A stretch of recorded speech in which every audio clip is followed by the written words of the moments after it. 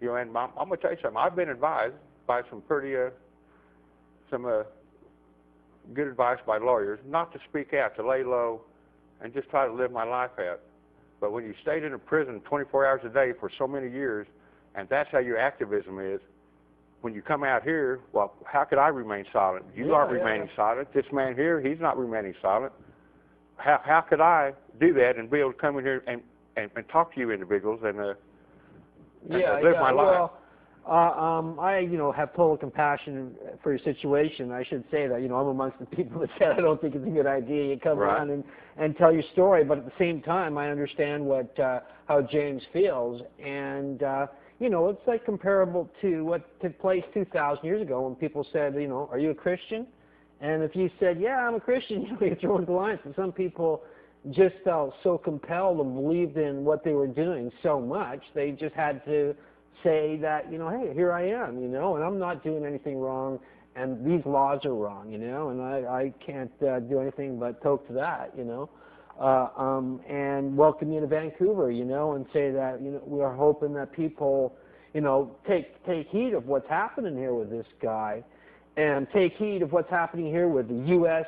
Government trying to infiltrate our own Canadian government and make the cannabis laws harsher and stuff like that, and really take action, because it could be you, over in Saskatchewan facing 150 years for 5 marijuana plants, or some guy here in Vancouver even, if we don't see some major drastic changes in what's taking place here, what we need to do is we need to welcome our brothers like James that are coming across the border and escaping this Nazi war-like war on drugs that sees over 2 million of 300 million Americans in jail, 1 in every 150 compared to about the 1 in 700 here in Canada. And as John Walters and these other asshole politicians from the United States of America come here and tell Canadians that they want to see stricter cannabis penalties, think about what happened to James here, and think about yourself and what kind of future you want for yourself, because this is pretty damn serious. And we've got to make sure that our government treats James with the respect that he is due and the compassionate place of sanctuary that Canada should be for such victims of this American war on drugs. You know what, Chris? And I support everybody that left back in the Vietnam area. Don't think that I don't. Area. I support anybody that came up here. But for myself, when I went and took my physical for the draft in 1969, for me, it wasn't an option to come to Canada, because I am an American citizen, and I do, at that time, I didn't agree with the war, but I felt it was my place to stand up and help defend my country against whatever they thought they was defending against. God knows that was a bunch of bullshit. But anyway, it's sad that now, over a little bit of stinking marijuana, that I have to give up my family and my country and seek sanctuary in a foreign country, man, over a little bit of marijuana, well, right? man. That is so fucking bogus. You're Vietnam vet as well? Huh? Vietnam vet as well? No. No. But I did go take my physical for the draft. You wanted to be part of it? At all places in Amarillo, Texas. Yeah. And I didn't come to Canada then, because for me, that wasn't right. And I have no objections to anybody that did come up here. Thank God they did. We got all our genetics back then. What happened was that when you don't support the draft resistors or the people that are coming up here, well, who's going to be around to vote for us when they have them all locked up?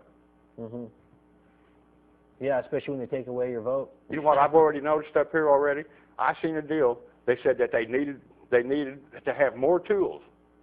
And that's the first sign that you can know that the American government's trying to encroach on your territory. Yeah. They got to have tools to take away your rights to be able to curb the drug war. Yeah, and then we're losing them day by day here in Canada. Well, thank God that Manuel Noriega only got 40 years. There you go. And that's how I justify my actions, is that I got 110 more years than Manuel Noriega. There you go. Well, he has lots to tell on him, too. Right. So, yeah, well, so do I. Yeah. yeah, damn straight. But, I'm an activist. I'm a marijuana activist. They couldn't the only way they could shut me up in that prison would be to cut my tongue off. There you go. And that didn't work. They could have cut my arms off my legs, and I would have spelled out Morse code with my eyes. There you go. Nice work. That's the kind of person that I truly am, man. And it don't matter if I have to go back to prison until the year 2026. Is that what happens if you test positive again? You'll have to go back to prison? They've done issued a warrant for my arrest. And they want to put you in prison until Right. 2026? If they pick me up in the United States, I would have went back to prison until the year 2026 for cultivating 5 marijuana plants. 5 leafy marijuana plants that are not worth a thing and probably wouldn't have got a pay high.